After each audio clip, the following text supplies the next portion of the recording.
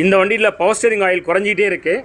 அது எதனால் அப்படின்னா பவர் ஸ்டீரிங் ஆயில் லீக் ஆகுது. அது எங்கே லீக் ஆகுது அப்படின்னா இந்த வண்டியோட ஸ்டீரிங் பாக்ஸ் இதில் தான் ஆயில் லீக் ஆகுது. நான் ஓப்பன் பண்ணி தரேன் பாருங்கள். ஆயில் எப்படி லீக் ஆகுது பாருங்கள். இங்கே லீக் ஆகக்கூடாது. இங்கே உள்ளக்குள்ளே ஆயில் சீல் உண்டு. இந்த ஆயில் சீல் வீக் ஆனதுனால தான் கம்ப்ளீட்டாக இப்போ ஆயில் ஊற்றுது பாருங்கள். இந்த ஸ்டீரிங் பாக்ஸை இப்போ நம்ம சர்வீஸ் பண்ணி ரெடி பண்ண முடியுமா அப்படிங்கிறத நம்ம சர்வீஸ் சென்டரில் கொடுத்து செக் பண்ணி பார்த்துலாம். இப்போ ஸ்டீரிங் ரேக்கு சேஸ்லேருந்து நம்ம கேட்டுறோம்.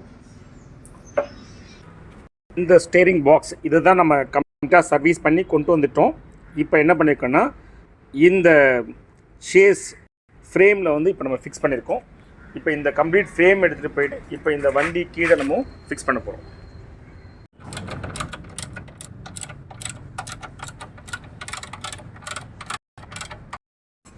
இந்த சைலன்சருமே நம்ம கட்டியிருந்தோம். இப்போ அதையும் நம்ம ஃபிக்ஸ் பண்ணிகிட்ருக்கோம். இந்த ஸ்டீரிங் பாக்ஸை நம்ம சர்வீஸ் பண்ணிவிட்டு கூடவே என்ன பண்ணிட்டோம் அப்படின்னா ஸ்டீரிங் பாக்ஸோட எண்டும் டைராய்டு எண்டோ இதுவுமே புதுசு மாற்றிட்டோம். ஏன்னா இந்த வேலை செய்யும்போது இது வந்து சரியில்லாமல் இருந்தது, அதனால் இதை மாற்றிட்டோம். இப்போ நம்ம வந்து என்ன பண்ணிகிட்ருக்கோன்னா ஸ்டீரிங் வந்து சென்ட்ரிங் பண்ணிகிட்ருக்கோம். சென்ட்ரிங் பண்ணிவிட்டு இப்போ நம்ம ஸ்டீரிங்கை ஃபிக்ஸ் பண்ணிகிட்ருக்கோம். சர்வீஸ் பண்ண ஸ்டீரிங் பாக்ஸை ஃபிட் பண்ணிவிட்டு வீல் எலிமெண்ட் பண்ணிவிட்டு வண்டியை செக் பண்ணி பார்த்ததில் பக்காவாக ரெடி ஆகிடுச்சு. வண்டியும் டெலிவரி பண்ணியாச்சு.